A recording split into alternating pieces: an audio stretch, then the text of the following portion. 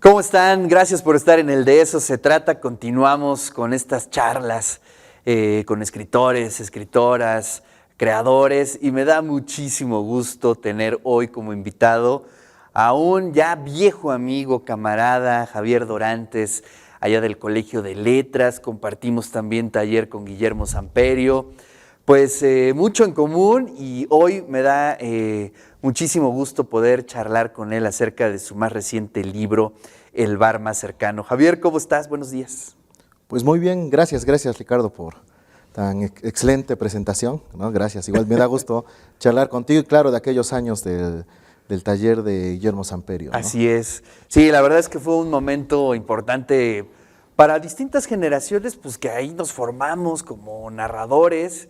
Y bueno, pues fueron prácticamente, no sé si 5 o 6 años del taller y la verdad es muy interesante para el mapa literario de Puebla, digamos, los resultados que se dieron a partir de esas jornadas con el buen Guillermo Samperio.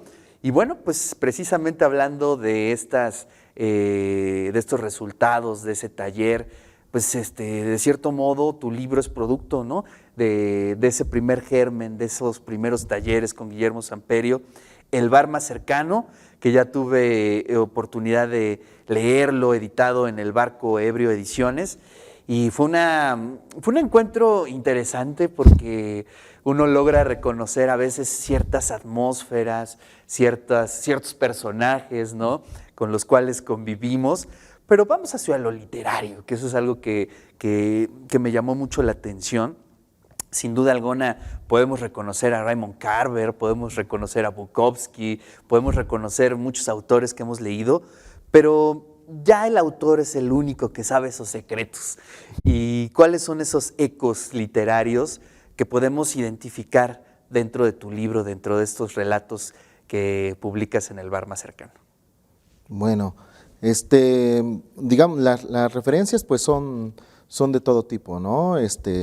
Y más que referencias, a veces nació como algo, digamos, pues natural, ¿no? Uh-huh. De hecho, leía yo mucho a Ray Loriga, ¿no? En esos tiempos del taller de Samperio, ¿no? Hay como la mitad del libro, o poquito más, es de esa época, ¿no? Claro. Ya después hay otros de un poco más recientes, pero no tan recientes, ¿no? Ya todos son medio atrás en el tiempo, pero sí, digámoslo, era un tanto inconsciente, un tanto hasta siento yo que incluso los más recientes hasta un tanto, no sé, como que van pasando los años y hay cierta, no sé si llamarla inocencia, ¿no? Una naturalidad. Yo no trataba de emular el estilo, pero sin embargo leía Lo peor de todo de Ray Loriga, ¿no? Que fue el primero que salió, el primero que leímos, ¿no? La mayoría. Y sí, como que ese Oye, estilo, con esa portada de Piolín, ¿no? Que era buenísima, ¿no? Que es lo peor de todo, ¿no? Y el Piolín ahí, ¿no? Y Ray Loriga decía esos horribles crucifijos que hacen de cartón, ¿no? Y en la portada del Piolín, ¿no? Pues, de lujo, sí. Sí, una buena experiencia leer a Ray Loriga en aquellos años. Pero bueno, también inclusive siento esas imágenes poéticas dentro de la narrativa, ¿no? Sobre todo los remates de tus relatos, que tienen mucho que ver con Carver, creo. Sí, tiene que ver con Carver, no de manera consciente. De hecho, de manera consciente tiene que ver con una introducción que leí a un libro de Dostoyevsky, A Crimen y Castigo, donde quien hizo la introducción, que no recuerdo exactamente quién, pero viene en la edición Porrúa, decía que era un libro maravilloso, Crimen y Castigo, pero que no tenía un candado de oro. Dice que hay libros que te dejan con esa sensación de que tienen el candado de oro, de que cierran bien, ¿no?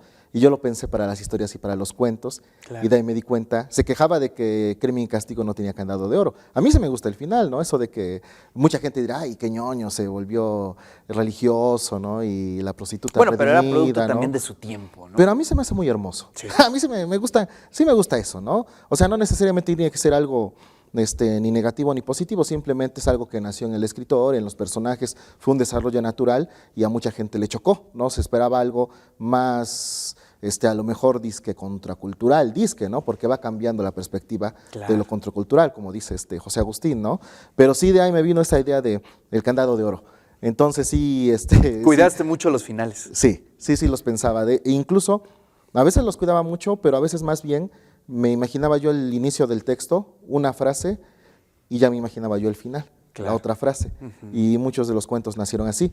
Me sabía yo el principio, porque de eso habla también Guillermo Samperio, ¿no? Exacto. De que hay escritores que se saben nada más el principio de su cuento, hay otros que tienen como el cuerpo, y hay otros que dicen, no, pues así va a acabar, o hay unos que antes de escribirlo ya tienen todo. Yo tenía nada más la frase de inicio y la frase de final. Generalmente así funciona. No, con bueno, la pues frase es de que inicio. son de los grandes elementos para un relato, ¿no? Sí, Un claro. buen inicio para enganchar y un buen final para cerrarlo con candado de oro, como dices. Claro, sí. Oye, ¿desde dónde escribe Javier Dorantes? Es decir, este es un libro que te deja muchas sensaciones. Obviamente es evidente la marginalidad, ¿no? Es decir, no se escribe desde lo intelectual, entre comillas, ni desde la academia, sino desde la barra o desde una mesa repleta de caguamas, ¿no? Pero ¿tú cómo puedes definir desde dónde escribes? Es decir, ¿cómo estás mirando al mundo? ¿Cómo estás mirando a tus personajes? ¿Cómo estás mirando las historias? ¿Desde dónde? Bueno, ahorita a lo mejor es un poco difícil decirlo porque de todos los textos ya ha pasado tiempo, ¿no? Trato de recordar ese que escribió, ¿no? Aquello, ¿no? Si trato de relacionarlo incluso con mi vida, a veces me da así como que… Escozor. Sí, ¿no? Con mi vida, porque también si lo relaciono con mi vida, bueno, pero sabemos que es literatura, ¿no? Claro, claro. Guiño, guiño, ¿no? Exacto. Entonces, bueno, no, digamos, sobre todo como, no sé si es parte de la generación a la que pertenecimos los 90 con esto del grunge, que en Inglaterra estaba el Britpop, ¿no? Sí, claro. Que era todo como muy fingido, ¿no? Hasta ciertos días que marginal, pero también glamuroso, ¿no? Y en cambio el grunge era como más de tratar de ser sincero, auténtico, ¿no? Incluso Kurt Cobain en teoría murió por esa autenticidad o por esa sinceridad. Entonces, todos esos textos trataba yo de que fueran así como, pues no tan, a lo mejor sí pretencioso en el sentido de que quería yo el candado de oro, ¿no? Ahí estaba el grado de pretensión, pero sin embargo trataba yo de que fuera como sincero de acuerdo a lo que veo, ¿no? A lo que percibía yo las cosas y también imaginarme un personaje cómo él puede percibir las cosas, pero sí el mundo que me rodeó en esos años, pues a lo mejor sí, no sé si tenga que ver tanto con la marginalidad como con la clase baja, ¿no? A lo mejor económicamente hablando, ¿no? O sea, porque sí, fueron años, fue de cuando era yo estudiante de la UAP, de literatura, y después ya fue de cuando todavía no terminaba la carrera, pero por alguna situación necesitaba yo dinero y tenía yo trabajos terribles, ¿no? Entonces, ¿Cómo cuál estuviste? Pues el peor de todos que recuerdo era el de vendedor de cosas de casa en casa. Nunca lo he escrito, ¿no? Creo que no lo quiero rememorar, así como para escribirlo. Ni para hacer literatura. Podría ser que sí, Pues, ¿no? Pero ¿no? sí, o sea, de andar de puerta en puerta y que tuvieran fe y obviamente trajeras y tocas y la gente está comiendo y cómo llega este cabrón mientras estamos comiendo, ¿no? Dice, ay, por lo menos están comiendo calientitos, ¿no? Exacto. Entonces a lo mejor sí se nota eso en los textos, ¿no? Y yo trato de que no se esconda nada, ¿no? De que, o sea, que aunque no hable yo de eso, Claro. pero sí que se sienta y bueno que lo dices que sí se siente, ¿no? Ya ahorita lo siguiente que salga, pues ya Tendrá lleva otra perspectiva, otras tendrá experiencias, ¿no? Ya obviamente uno va cambiando, se va moviendo por el mundo. Sería terrible quedarse en lo mismo, ¿no? Sí. ¿No? Sí, creo que sí.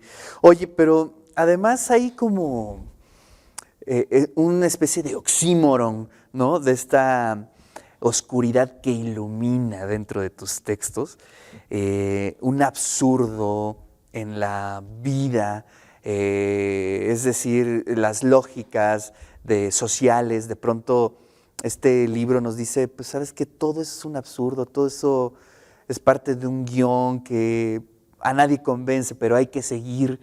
Es decir, es muy agridulce su lectura, ¿no? De pronto entender, leer que a veces la vida es un absurdo. Sí, y lo que dices de agridulce y de claro y oscuro, Sí, a lo mejor tiene que ver con las referencias, porque ya lo pienso después de los años, ¿no? Mientras escribía los textos, pues no pensaba yo así, pero, o sea, que quiero hacer referencia a tal y tal autor, ¿no? O tener esto de, o agarro un pedacito de Carver, un pedacito de Hermann Hesse, pues no, no se puede, ¿no? Entonces, pero sí creo que tiene que ver con, porque mis primeras lecturas, de hecho, mi familia pues no es lectora, o sea, mis padres Claro. no son lectores ni terminaron la secundaria, ¿no? Entonces yo me acerqué a los libros por un autor, por Hermann Hesse, y ese gusto... ¿Cuál fue tu primera lectura de Hermann Hesse? Lobo Estepario. El lobo estepario. Lobo ¿no? Estepario. Que era- Oye, estuve viendo unas estadísticas de lectura en adolescentes. Hoy en día, Hermann Hesse es de lo más leído. Pues creo que desde que... Desde que salió, sí, ¿no? Sí, según sé, sí, claro, ¿no? Y te cambia la vida, ¿no? Sí. Yo vivía en Romero Vargas, ¿no? Y ahí se escuchaba, estaba de moda el sonidero, ¿no? Pero a mí no me gustaba el sonidero, ¿no? Ni el fútbol, todo lo que le gustaba a la gente, a mí no me gustaba. Y pues yo A eso me refería yo un me poco senté- de lo marginal. Exacto. ¿No? Bueno, Es sí, claro, decir, de lo claro. marginal, de que pues no, la vida común no te convence, ¿no? O sea, si todo el mundo está jugando fútbol, si todo el mundo está en ciertas oleadas de modas, pues el marginal es ver todo eso como algo que no te satisface finalmente, ¿no? Que no Claro, sientes placer alguno en hacerlo, ¿no? Claro, los personajes sí tienen Tienen bastante eso, ¿no? bastante de eso, sí. Oye, un poco retomando sobre lo que estabas comentando de lo absurdo, de lo agridulce, te interrumpí con el tema de lo marginal, pero nos estabas hablando de esos tiempos, ¿no? De cuando en la colonia se escuchaba el sonidero y tú veías por otro lado, quizá el rock, quizá otros aspectos, pues fueron momentos altamente formativos, ¿no? Sí, claro, creo que sí de alguna manera marca de por vida, ¿no? Pero bueno, pues la vida ha seguido, seguirá, ¿no? Y se van añadiendo nuevos elementos, pero sí es cierto, lo que decías tú del agridulce de la luz, me fui hacia Hermann Hesse, porque Hermann Hesse siempre tiene como esta pretensión espiritual, ¿no? De hablar de incluso de lo que está más allá de la muerte, ¿no? De la búsqueda de sentido, ¿no? Hess habla de sus personajes, leían a Nietzsche, por ejemplo. Claro. ¿No? Entonces sí está eso como una, incluso yo creo que los personajes, igual que yo, algunos, no todos, ¿no? Pero porque algunos personajes son hasta contrarios a mí, ¿no? De los que Claro. escribo, y algunos son como que les tengo cariño porque sospechosamente concuerdan conmigo en algunas cosas, ¿no? Como que sí tienen esas creencias teológicas, ¿no? No creencias teológicas. Una vez una amiga me preguntaba, ahorita lo recuerdo, me dijo, Javier, dice, ¿crees que existe algo más grande que tú? ¿No? O sea, o más grande que tú y que yo, ¿no? Algo así como, a lo mejor no me dijo la palabra sagrado, pero entendí, ¿no? Y le digo, sí, claro, pues, si no escribiría, ¿no? O no haría otra cosa, me dedicaría yo simplemente a trabajar y así como la generación X, Douglas Coupland, en el punto de engorde, ¿no? Claro.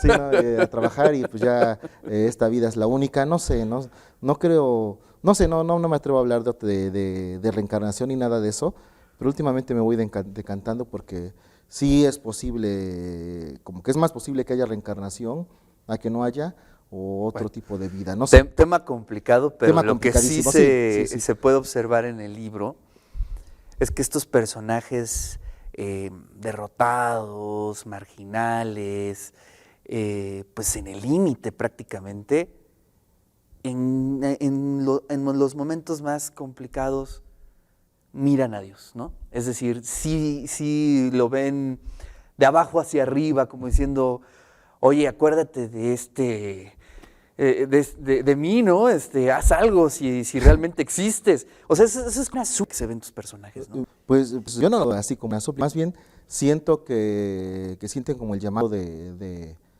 la eternidad, sea lo que sea eso, ¿no? De lo inconmensurable, sí, ese llamado, ¿no? Lo escuchan y eso incluso les puede dar cierta, pues, más cano para continuar, ¿no? O sea, como que no tanta desazón, o sea, decir ver, bueno, estoy en un trabajo miserable, ¿no? Pero bueno, al final de cuentas, estas tonterías que me acaban de decir, que me peleé con los compañeros del trabajo, pues al final ni es trascendente, ¿no? Todo esto fue solo un momento, ¿no? O sea, no me voy a hundir en esto, siendo que hay una realidad inconmensurable, ¿no? Claro. O las parodias que de pronto haces de esos pasajes bíblicos también. De pronto Sí.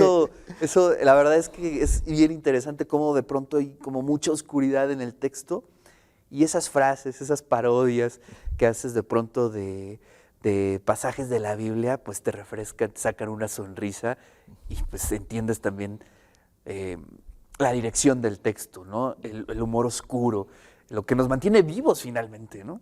Sí, cuando la fe se va, queda el humor negro, ¿no? Exactamente. Que el humor negro a veces se tarda mucho, ¿no? Mucho más que la fe, ¿no? Pero sí, me gustó mucho, por ejemplo, eso que dices. Hay un cuento donde un personaje, en lugar de tener el sexacional o el libro vaquero en la taza del baño, tiene la Biblia, ¿no?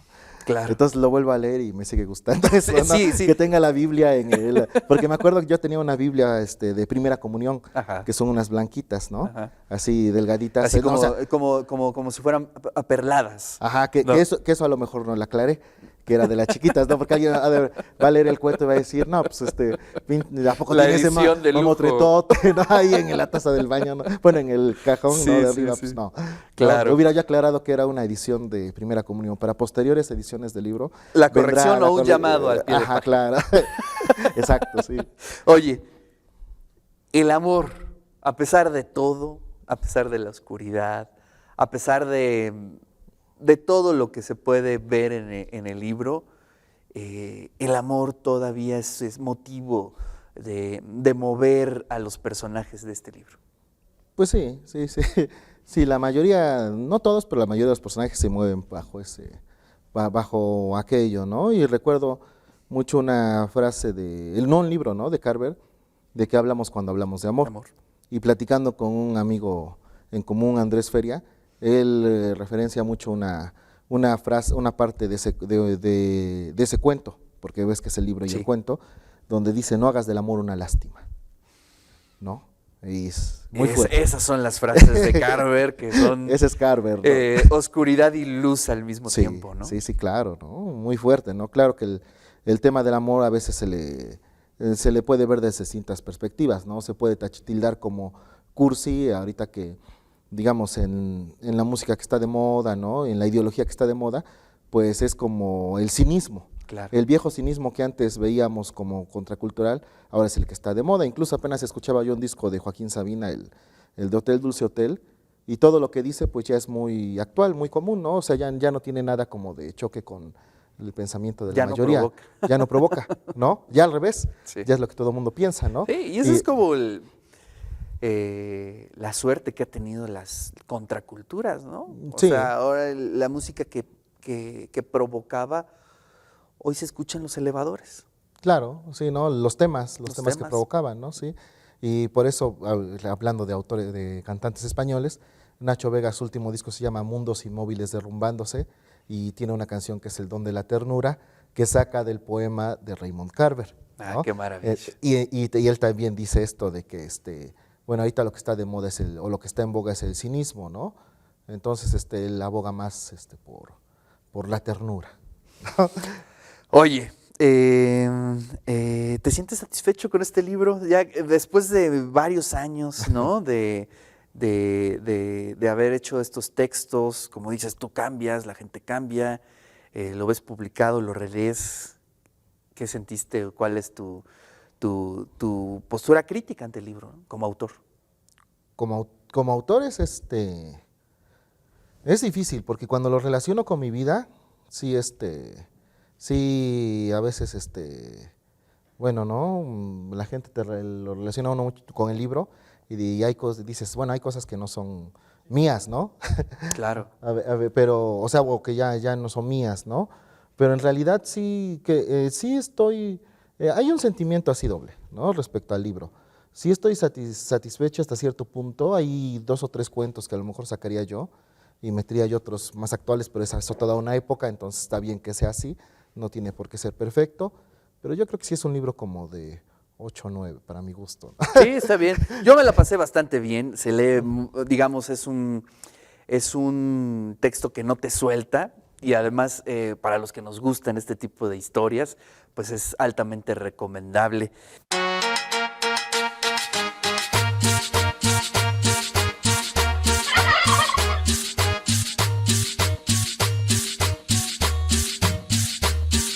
De eso se trata. De eso se trata. De eso se trata. Con Ricardo Cartas.